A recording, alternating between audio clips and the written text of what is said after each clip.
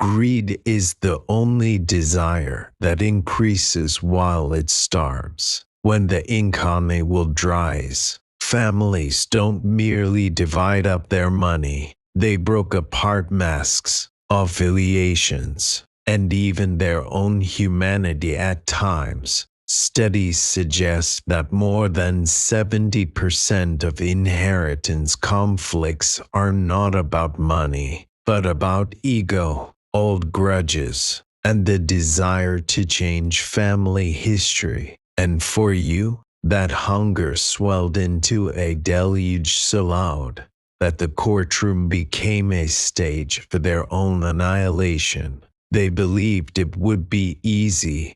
Break in, take what wasn't theirs, and go with full wallets and smug faces. What did happen instead? Every allegation they made came back to them like a boomerang with sharper blades. The more they battled, the more trouble they got into, until criminal accusations hung over their heads like vultures over the dead. You didn't only come with feelings, you had facts, documents, receipts, and the type of calmness that makes adversaries become their own witnesses.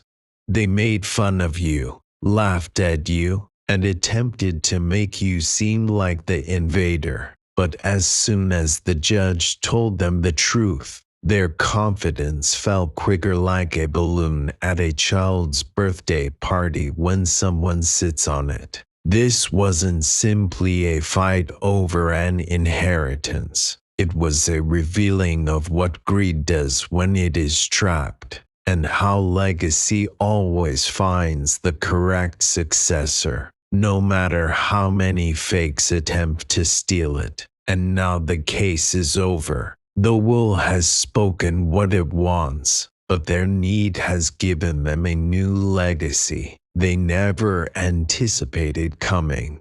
Criminal charges. First of all, they didn't think you would read the small print. That was their first error, and it cost them their lives. When individuals go to court over an inheritance, they usually do so with their feelings first and their facts second. They argue from their gut. They talk from memory and think their intensity will be enough to convince everyone in the room. But love doesn't last when you sign your name and write it down. Passion doesn't change a properly drafted sentence from decades before. You didn't merely look at the papers, you ate them all up. You read every line, word, and comma over and over again, until the will itself became your testimony. They didn't realize how important details are. They thought that entitlement might run over the truth. They assumed that a loud voice or a crying performance may make legal papers less permanent. But inheritance isn't about how much. It has to do with being right. When accuracy came into the courtroom, it showed every hole in their assertions. The fine print is where lies go to die. Since they can't stand up to close examination, it is where greed meets reality and fails every time. You did more than protect yourself by reading the tiny print. You turned the case around. You didn't argue your right to inherit. Instead, you showed that the law had already protected you long before the argument ever started. The foundation was always on your side. You just made it brighter. The weight changed all of a sudden. They weren't challengers anymore. They became invaders when they were captured on land that was never theirs. The best part of your approach was that you didn't get into fights over what may happen. You came for sure. They attempted to change the tale, but the document put it back in its place. even though they attempted to make you seem unworthy. The terms showed that you were the legal heir. The fight was over as soon as the judge ran his finger over those sealed words. They were no longer debating with you. They were fighting against the contract they felt they could get around. That's why reading the small print is so bad for those who are trying to trick you. It doesn't simply keep them quiet. It also keeps them in place. Every time they tried to take anything that wasn't theirs, it became clearer that they were lying. In the end, the tiny print didn't simply preserve your legacy, it also showed how greedy they were. Number 2. Their pride became clear. They didn't know that going into a trial, to sure of yourself, is like going in with your pockets turned inside out, so everyone can see all your flaws.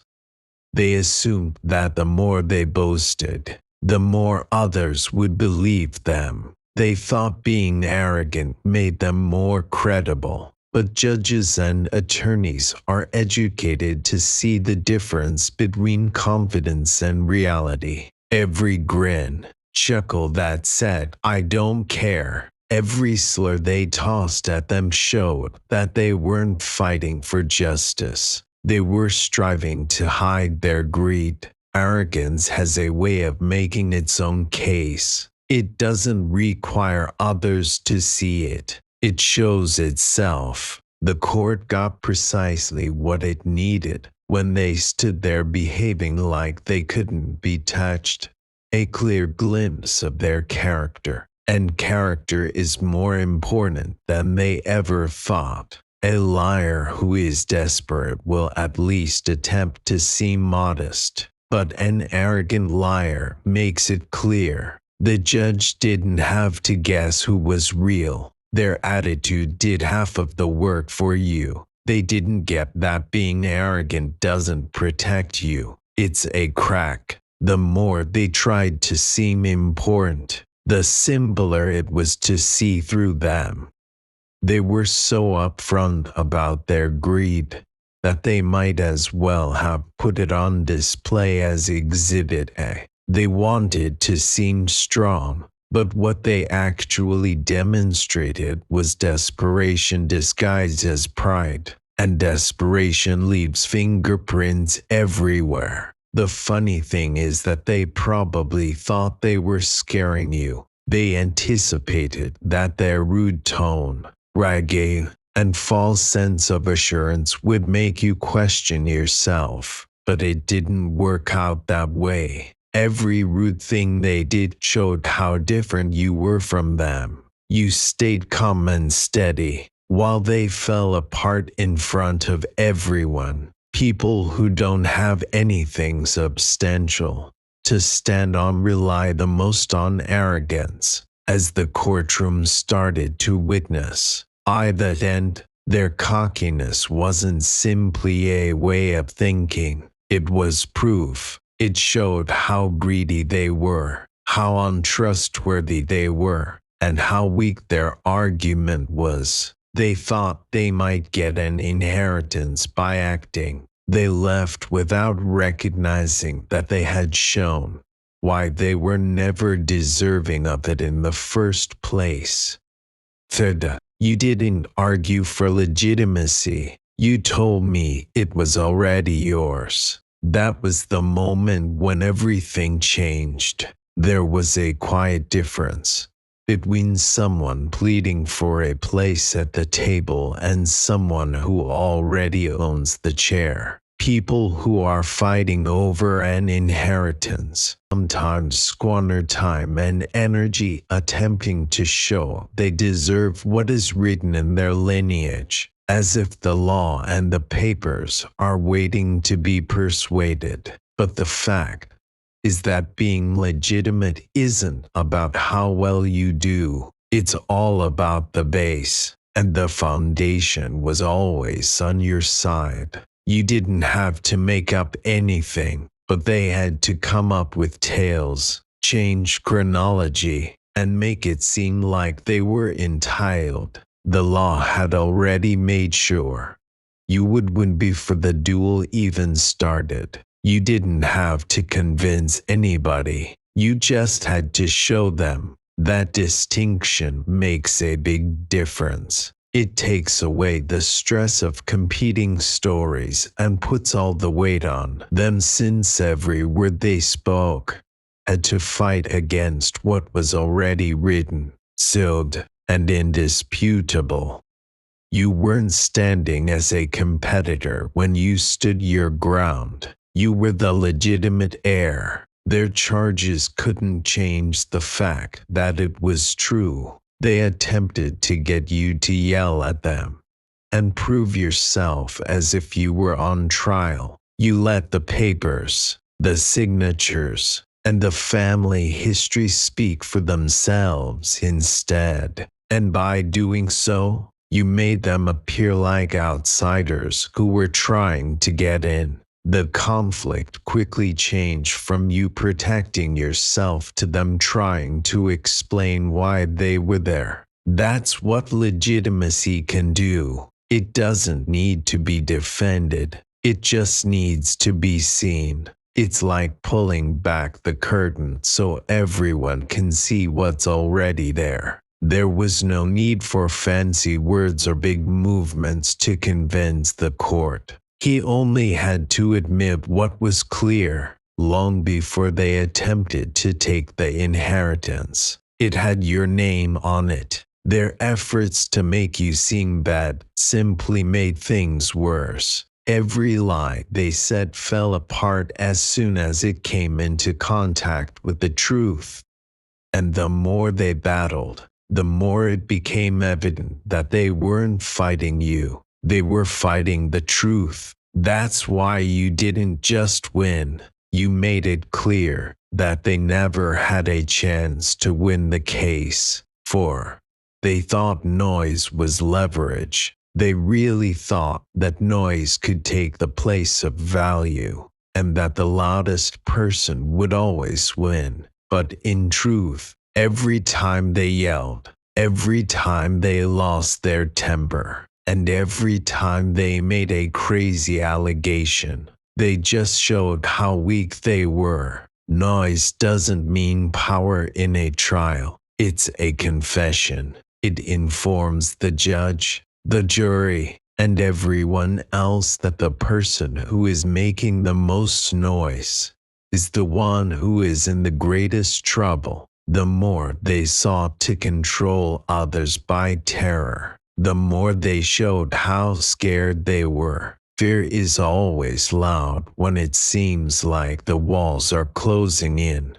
They flung allegations about like confetti, hoping that at least one would stick, but each one fell apart when faced with facts. They didn't know that the courtroom values accuracy above performance.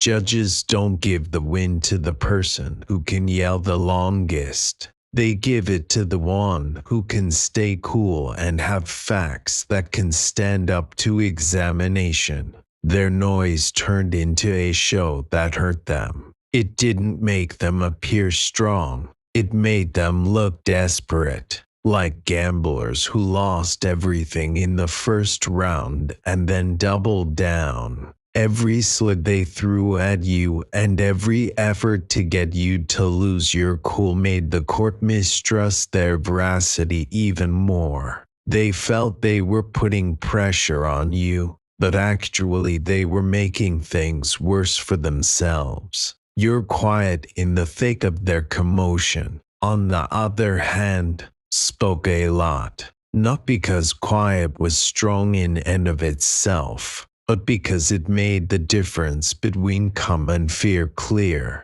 You had papers, documentation, and the truth that couldn't be shaken. They yelled and yelled, but no matter how dramatic it was, the law can't be changed. When the dust cleared, it was clear. Their noise was never useful. It was a lie. It was the sound of individuals trying to avoid thinking about how empty their case was.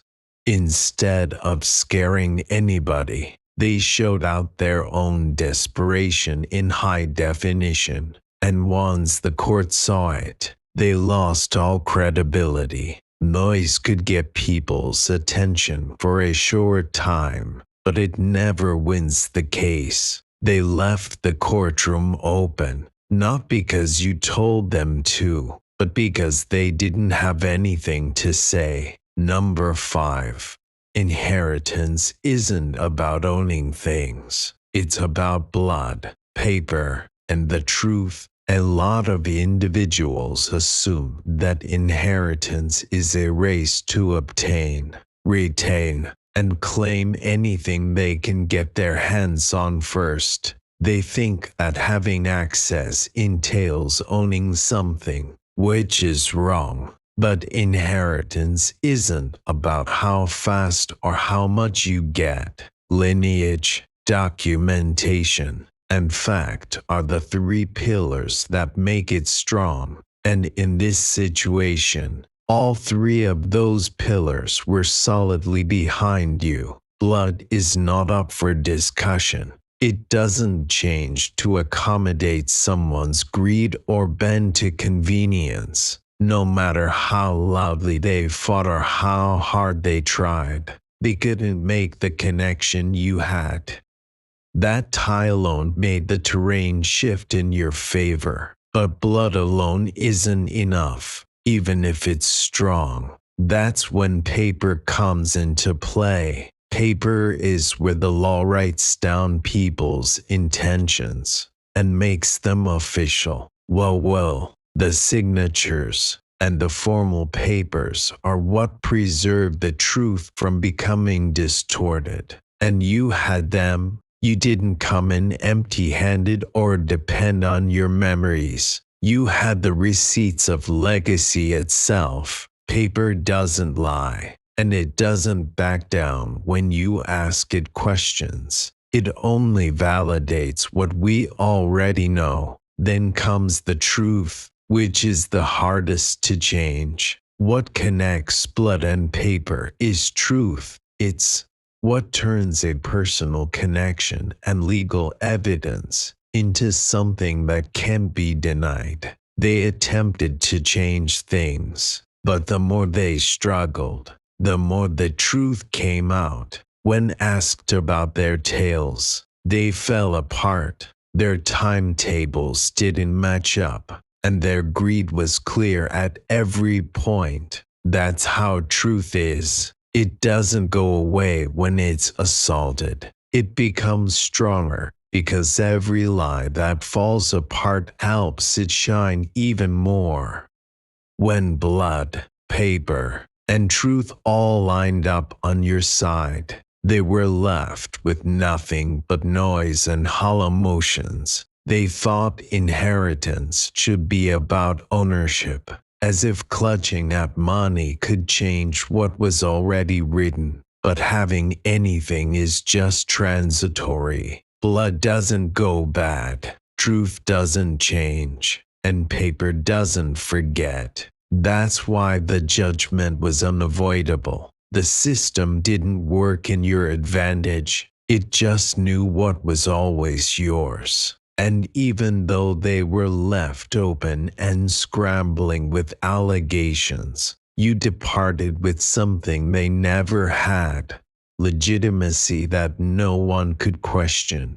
The courtroom was their cross-examination. Number 6. They thought the trial would simply evaluate how strong your claim was, but it showed how weak their character was instead. A courtroom doesn't only look at the evidence, it keeps an eye on behavior. They weren't ready for every phrase, every mistake, and every over-the-top assertion to be put under a microscope. They felt they could tell lies and get away with it. But the place they didn't think would matter was where their credibility fell apart. When you swear, Falsehoods don't only fall flat, they blow up. They were sure that their self-assurance would get them through, but trust that isn't based on reality is weak. Every time they sought to change the facts, the weight of cross-questioning forced them back into place, showing how far they would go for money. It became apparent and clearer that they weren't defending a right as they spoke. They were making one up, and whenever proven against clear evidence, fabrication doesn't simply fail. It kills the person who made it. There wasn't just one occasion that led to their demise. It was the collection of inconsistencies, a date that didn't match, a tale that altered in the middle of a phrase, and a slip in tone that gave away more than they meant to. Each one made the pile of wounds on their own body bigger. What they believed was control turned out to be exposure. They believed they were being smart, but they were really setting themselves up for failure. And even though they kept making excuses, the court didn't have to do anything more than what it was supposed to do.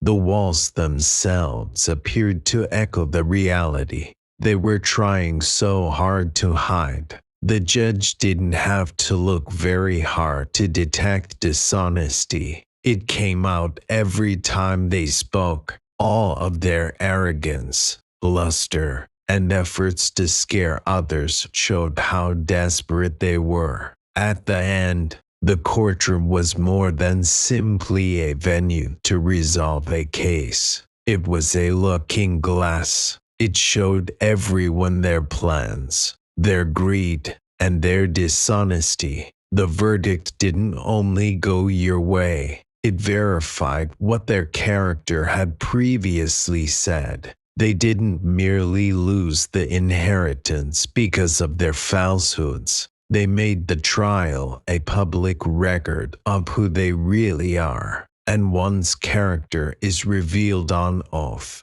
there is no way to change it. Number 7. They used tricks to fight you. You gave receipts as a response. Their whole plan was based on lies, half-truths, and tales that they had practiced so many times that they believed they would sound credible. They relied on emotion, believing that the court would mistake performance for evidence if they seemed impassioned enough. But there is one big problem with illusion. It can stand up to rigorous facts, and that's when your strength beat theirs. You didn't fight with shadows. You didn't spend energy attempting to speak over their falsehoods. You let the receipts do the talking instead. There was a signature here, a bank record there, and the will itself was sealed and couldn't be opened. Each piece of paper was like a hammer pounding nails into the coffin of their case. While they tried to make drama, your paper stayed strong, safe from being changed or questioned. That's what illusions are like.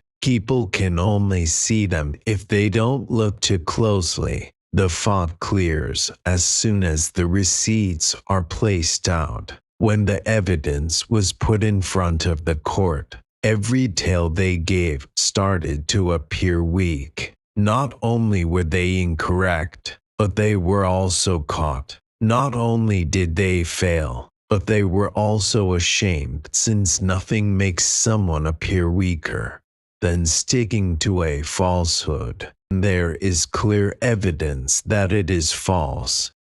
You didn't have to yell. You didn't have to respond to their charges. The gentle force of writing performed the job for you. Facts don't change, they don't stumble, and they don't forget. They simply sit there incontrovertible, until even the most determined manipulator is compelled to accept truth. That's why their scheme broke. They were battling with illusions while you were equipped with receipts. It was never an equal contest. By that end, their arguments didn't simply fall, they dissolved. Each bogus assertion they made wasn't merely disregarded, it was refuted with a receipt that revealed they were lying.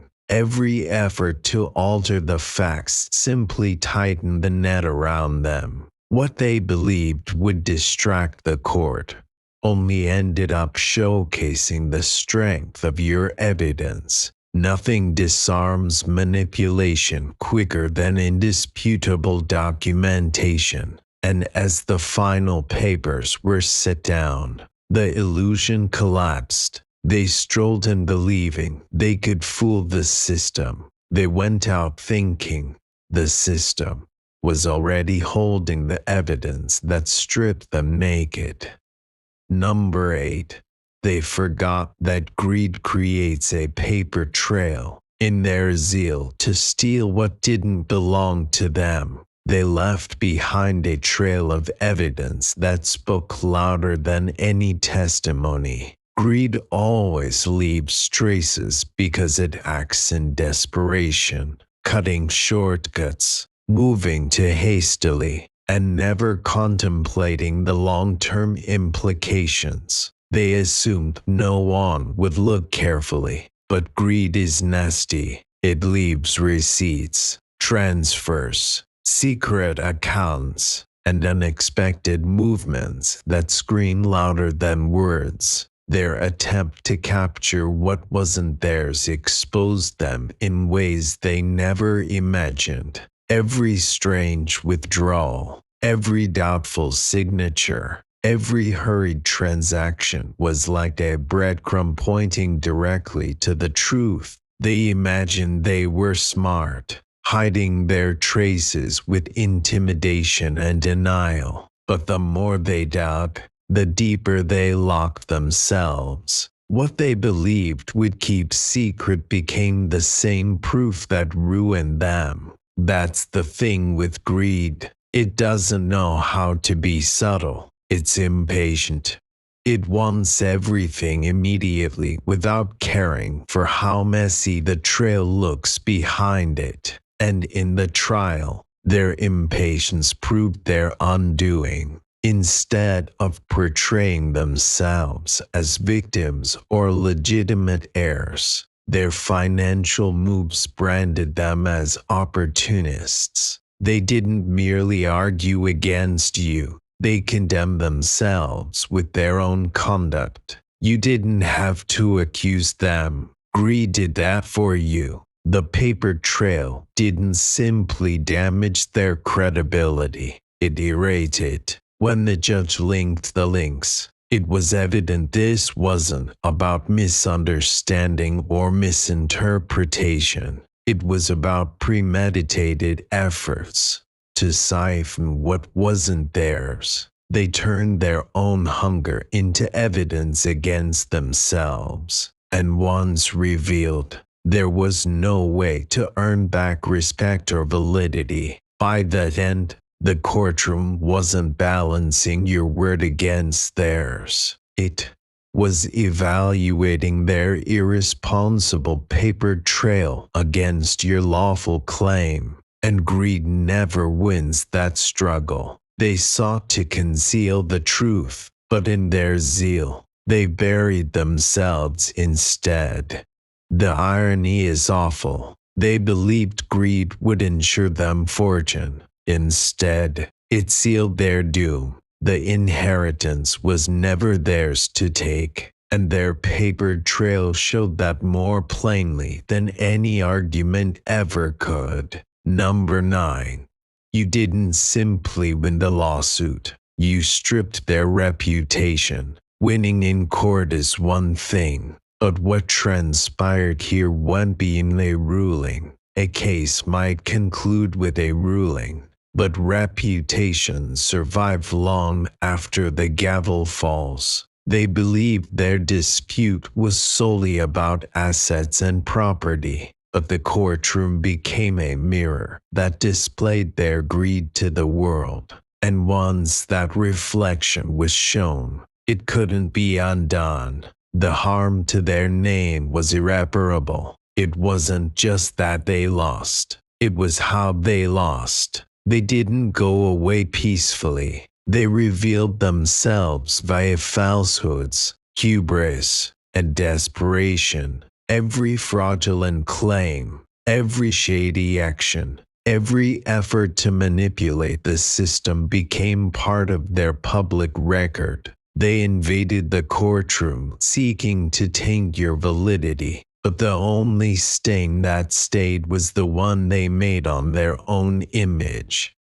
Reputation is like money that moves faster than cash. It affects how people are treated, how chances come and go, and how trust is measured. Once someone is called a fraud, that word sticks with them. It sticks. It becomes bigger. It whispers in rooms long after people have left. And now that's what they have. Not money, not winning, but a label that is heavier than any sentence, untrustworthy. People don't see them the same way outside of court. Friends start to be careful. Family members keep their distance. Business partners are unsure. The memory of this case follows them around like a shadow they can't shake off. Even when they're just talking, they wanted their inheritance to make them more powerful and important.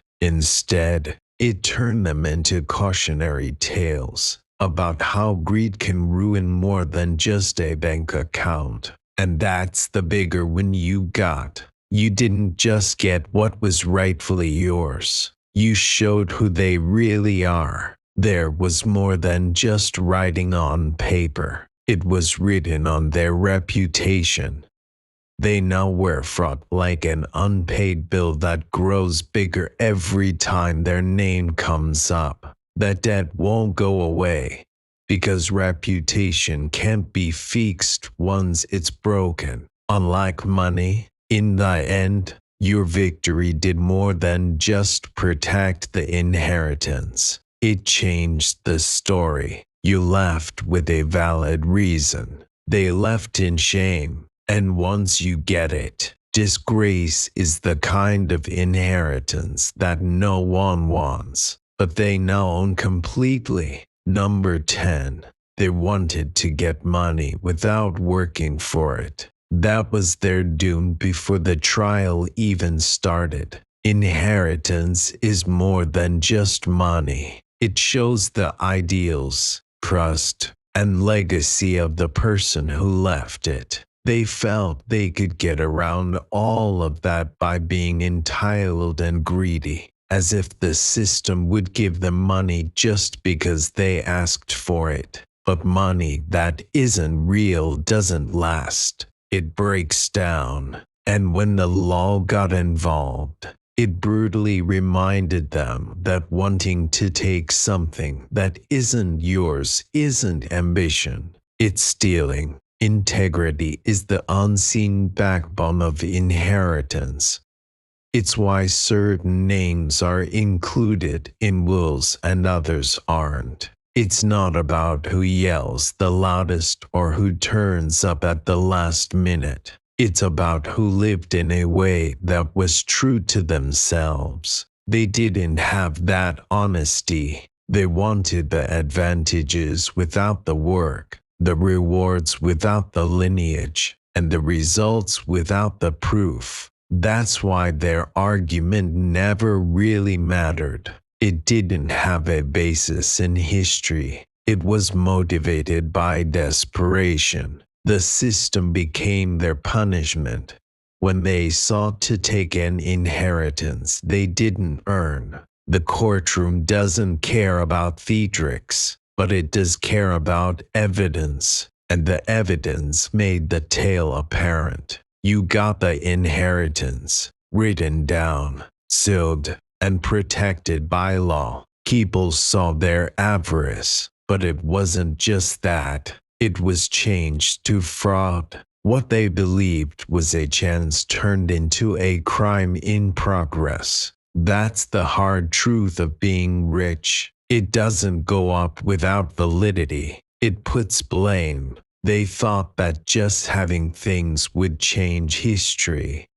Instead, it backfired and made them seem like crooks in front of everyone who mattered. That label doesn't go away like money does. It stays. It makes sense. It goes around. Your win wasn't just about getting the inheritance. It was about showing that honesty still matters in a society when greed threatens to take over. They wanted to take the easy way out, but that doesn't hold up in court. They wanted to be well known, but you can't steal that. It must be passed on via truth. In the end, the system didn't merely say no to them. It showed them. It made a clear distinction between legacy and theft. You took what was properly yours. They left with nothing save the knowledge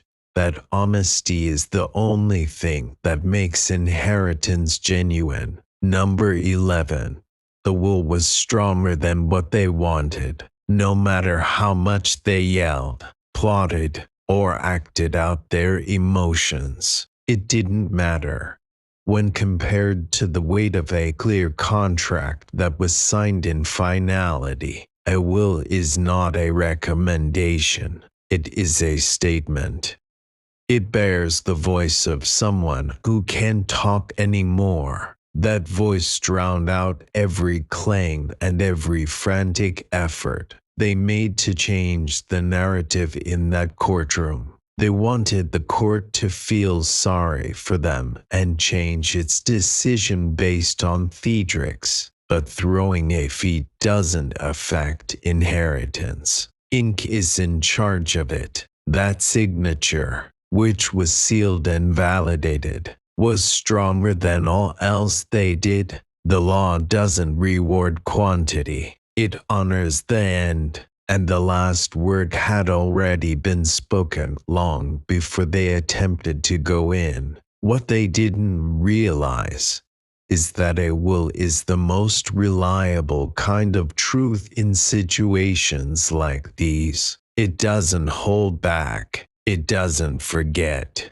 and it doesn't alter its tone when things go tough. It serves as a lasting reminder of what you want to do. They argued from a place of entitlement, whereas the will argued from a place of power. The document always put the tale back together when they attempted to change it. The ink informed everyone that the issue had already been determined every time they sought to throw it out. No matter how strongly they stated their desires, they couldn't change that fact. They stumped, pointed fingers, and attempted to scare others. But the courts isn't set up to deal with outbursts. It takes evidence into account. And nothing is more final than a will that has been signed and sealed. They thought their wants may get in the way of it since they were so full of themselves. But in reality, their work just showed how hollow these assertions were. The nice thing about the will is that it doesn't argue. It doesn't have to. It just speaks once with authority, and that's all it needs to do. And in this instance, it spoke straight for you. They strolled in thinking they could change the law to fit their needs. But the law told them that desires are only wind. Ink doesn't come off. In the end, all the commotion couldn't change what was already written. The will was stronger than their greed ever could be. And that's why you didn't simply win. You only stood on what was previously known to be true. Number 12. They sought to change history. The judge made sure it remained in the archives. They walked into the courtroom with a narrative of the past that feed their greed and hope that if they told it with enough passion, people would believe it. But history isn't something that jealousy can change whenever it wants. Legacy is set in stone, and in circumstances like these, it's kept in records that can't be changed or changed by performance. They sought to substitute facts with sentiments, but the court kept the case where it belonged, on facts, not feelings. The way they tried to change the past showed how far they were ready to go for something that wasn't theirs. They changed tales, left out important facts, and made up stories that made them seem like worthy successors. But every tale they told fell apart when they were asked about it. The times didn't line up. The statements didn't match up with official data, and the facts they tried to hide kept coming back in plain and white. The more they tried to make their version of history seem true, the more it became clear that they weren't. They took advantage of the situation.